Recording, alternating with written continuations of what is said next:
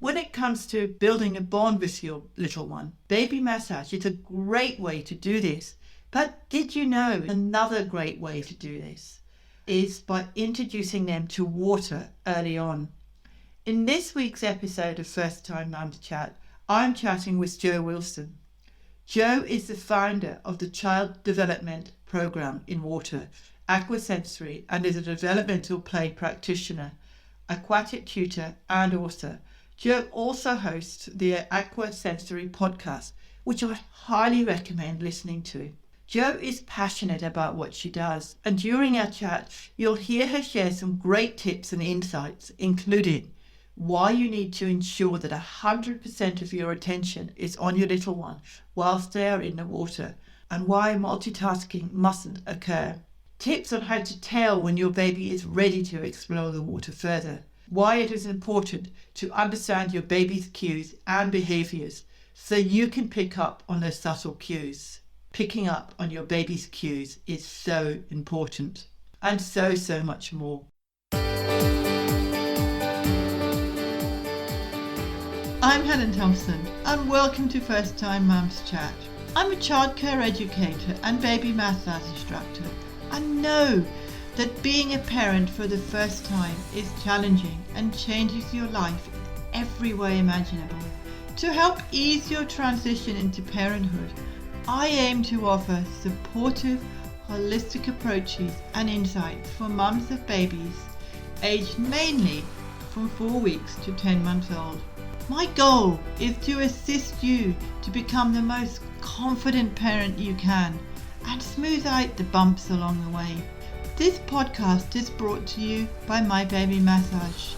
To find out how Baby Massage can help you to increase your confidence and feel more connected with your baby, check out My Baby Massage introduction video at mybabymassage.net/intro. Let's do this together. This podcast is for informational purposes only and does not constitute medical advice. Please contact a medical practitioner if you are concerned or have any medical issues. Hi Jo, and welcome to First Time Mums Chat. I'm delighted to be chatting with you today. We have so much in common in how we help parents communicate and build the bond and trust with their little ones. So can you start by telling us about yourself and your background? Oh, thank you. Well, first of all, Helen, it's so nice to connect. I am based in the UK. I have 2 family swim centres.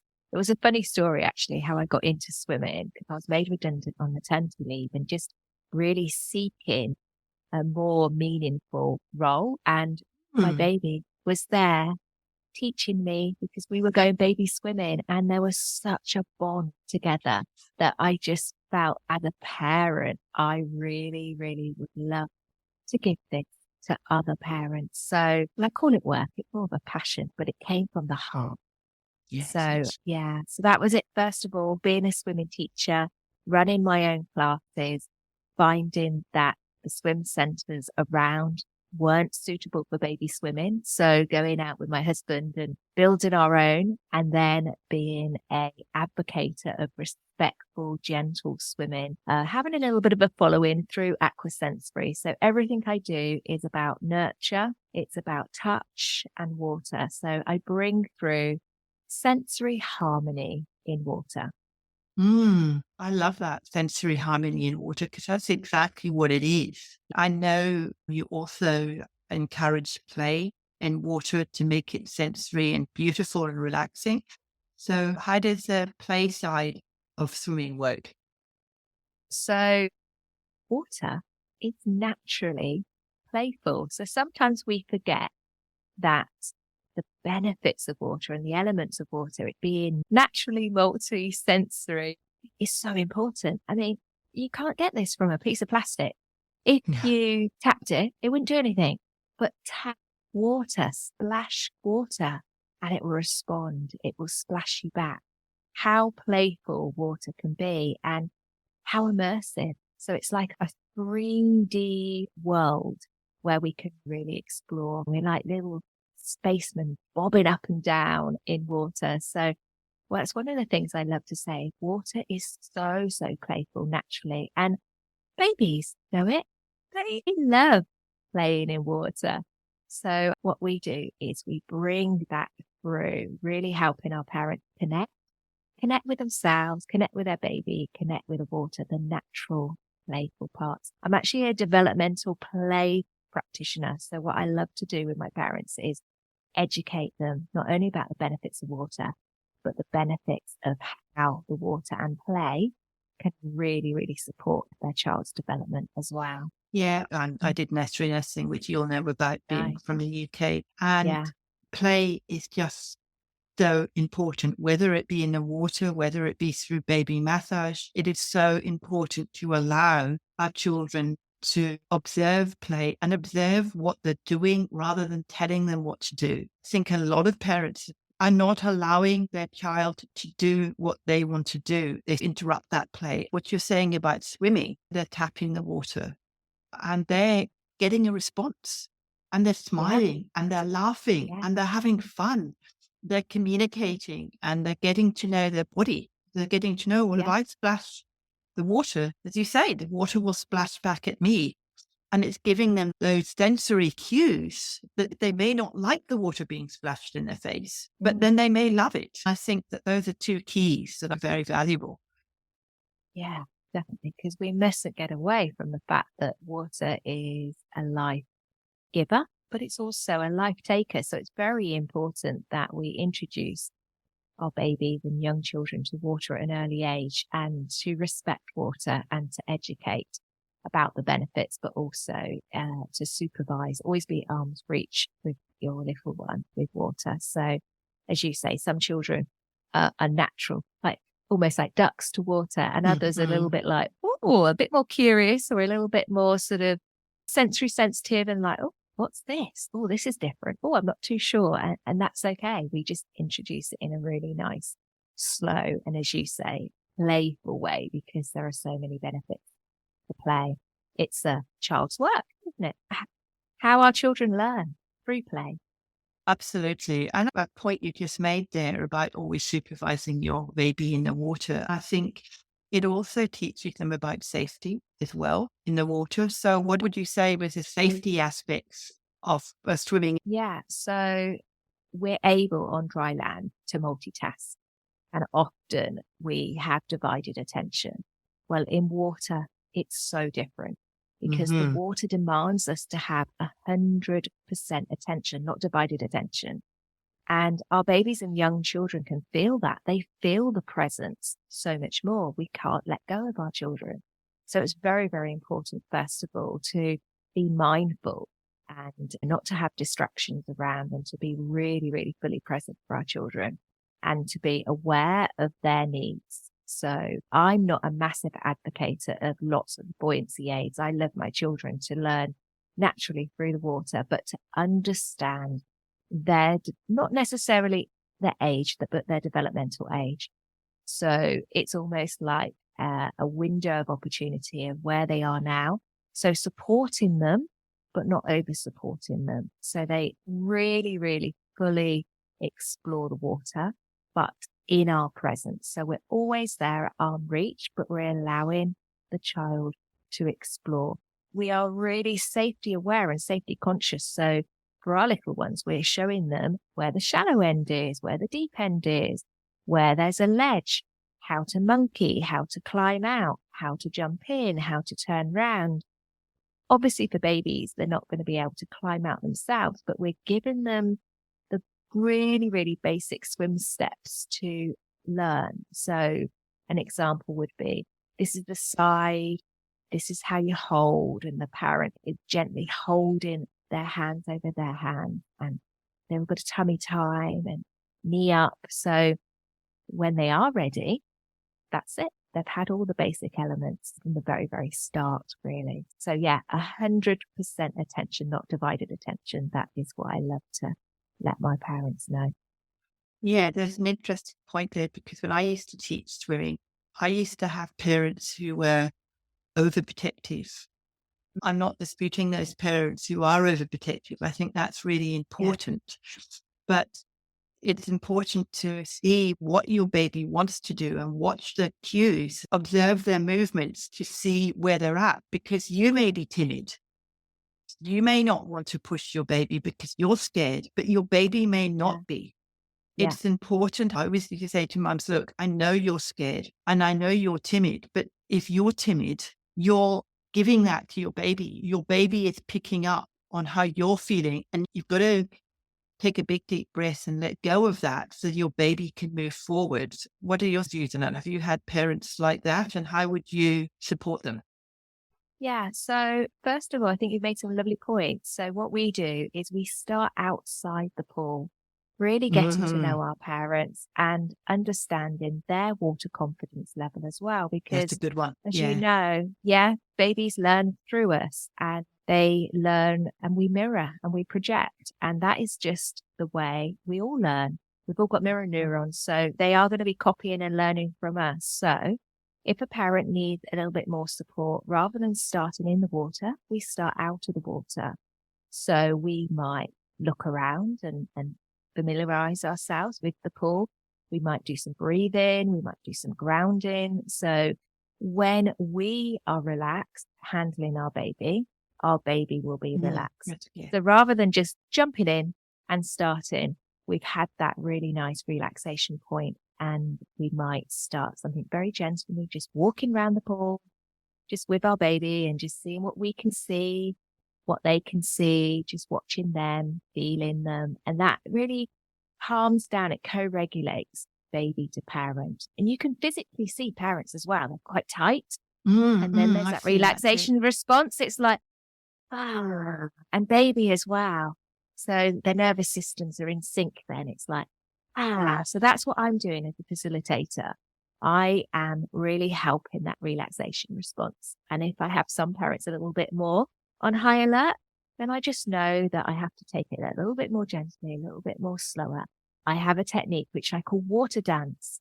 So I am guiding and flowing parent and baby together like a little dance in the water. So not necessarily this is swimming, this is front swimming, this is back swimming, this is bubbles. The first point is connection, relaxation through breath and through flow as well. I like that. Yeah, I think that's a great way to do it. I wish I'd been mentoring when I was learning to swim through you, because I never thought of that, to have time out of the water with their parent who was like that. That's a great tip. And another big point, I think, with swimming is the dunking side. Now, we've mentioned cues. We've mentioned all about talking to our babies and encouraging them through movement, but it's this big step of actually putting our babies under the water. It's a huge one for a baby. As we all know, babies have been in water before they were born. They were in the uterus, but when they come out into the world and you put them in the water, you've got to respect and trust that they're okay to go under. Dunking is something that I was always taught not to do, but I was also taught just to go 1, 2, 3, right, they're ready, let's go. What are your thoughts on that dunking process and that getting them ready to actually go under the water? Because some babies may be ready before others. Yeah. So first of all, let's start with the term dunking, because that tends to be a parent term and it's a common one as well. So I think there's a little bit of respect there. So I add a little bit of humor, first of all, when a parent says, when am I going to dunk my baby? So I say, well, babies aren't biscuits. We don't dunk. I love that. I love that. It's brilliant. Yeah. But it's very important to really understand your baby when they're ready, because in actual fact, they will in fact show us. And so the cues for baby could be, they're so curious. I mean, babies are naturally curious. So this is what we do. We allow their own curiosity and their own playfulness to come through. So if we've got our chin on the water and we're blowing bubbles, even a baby as 6 weeks, 8 weeks, if we stick our tongue out, they will copy. We talked about mirror neurons. They'll copy us. They might be very curious and want to taste the water or stick their tongue in. Wow. That's the first cues that they're starting to really relax and want to explore their world. We could hold them in a beautiful cradle hold and just allow, I love that word, allow the water to kiss their cheek. And again, we think, oh, dunk, face in. But hang on a moment, let's take it a little bit step further. Let's just have their cheek in the water and allow the water to just lap. So when I'm guiding parents, there's lots of cues around baby readily accepting the water and bringing through some practices through baby massage and understanding the relaxation response. So looking at baby skin color, if they're tense, if they're relaxed, how they're holding their hands, how they're holding their feet. These are all giving us signs that baby is really fully expressing themselves and relaxed in the water and loving the water. So yeah, I love so much better than when babies literally, they just pop their own face in, down and up. And that is the first cue that, yeah, baby is just so ready to want to explore a little bit more. So we have something called water kiss. So exactly that. We're allowing the water to kiss the face naturally. If we use any cups or any simple sprinkles, it's always, first of all, from the back of the head, not the front of the head. I don't condition babies. So we want the water to kiss the face. That's the first step. So I have a little bit of an expression. So I have a parent language. So I say, it's water kiss, not waterfall.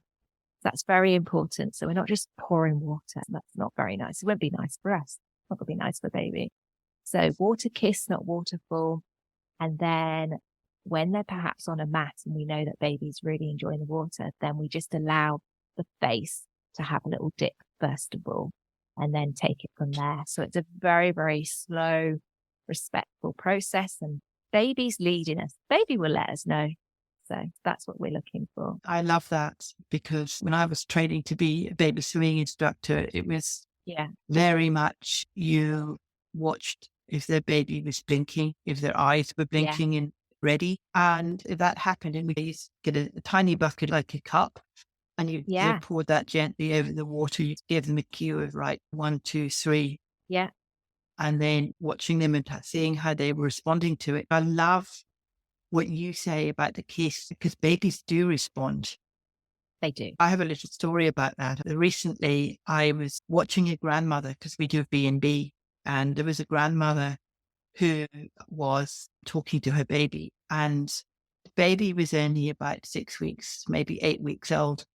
And she was telling her little baby a story about her grandfather who was deceased. And the little baby was just watching her and babbling back and really responding, using her lips and trying to talk back to her grandmother. And it was just so beautiful to watch. I've actually done a podcast on that, the power of communication and the power of talking to your baby and watching their responses. It was just a light to see. And I think in the water, you can probably see that as well. What really got to me was just watching the baby. I wasn't watching the grandmother.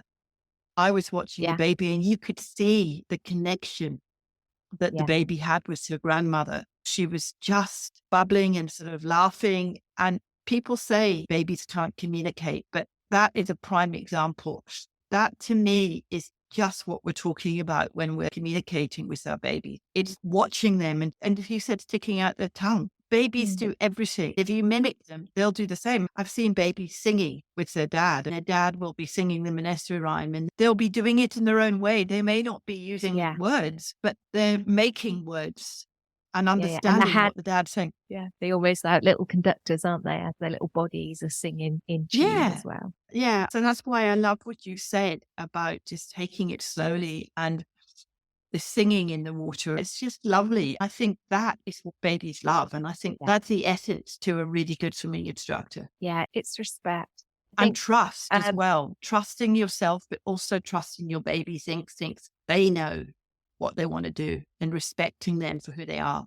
Yeah, definitely. Absolutely. I think what we've got to do is acknowledge the educators and the knowledge before us. And I really respect everybody who came before me, but there are new ways and there are different practices. And I think baby is there to let us know. So as you said, the sort of the cup pouring is still sometimes used. but it's a conditioning method. And I think what we just need to remind ourselves that it's very much adult led, and baby has to then react on an external cue, and it's not self-directed. It's not coming from them.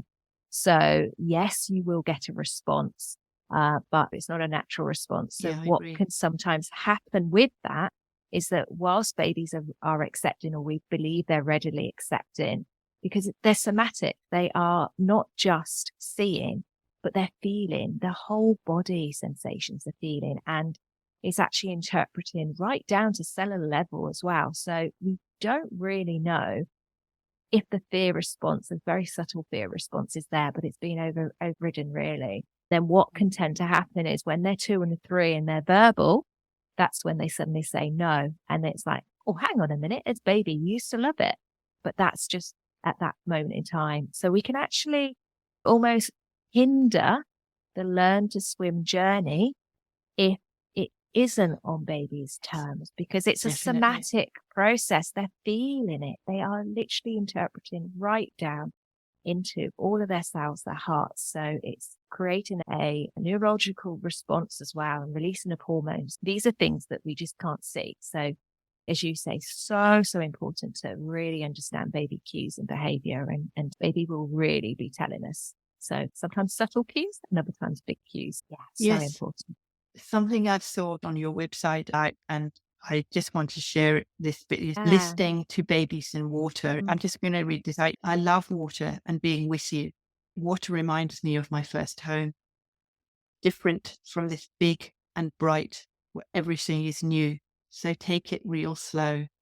I need to know you are there. I can see it in your eyes, hear it in your soft voice. I feel your care. I just love this. And it's exactly what we're talking about. Water allows me to move and feel free. I can unfold in water. Together, we can simply be. When I Yeah. read that, I thought that is just so beautiful. And that to me is the essence of what water and sensory play is. I just read it and it Yeah. really gelled with me because I was a swimming instructor myself. When I read that, it really, really gelled with me. And it brings in what we said about not forcing our baby. If they're not Yeah. ready, just to sing with them and let them tell Mm. us what they want. I just love that. I just wanted to share that with my audience, if you don't mind, Oh, because I just thought it was so no. beautiful.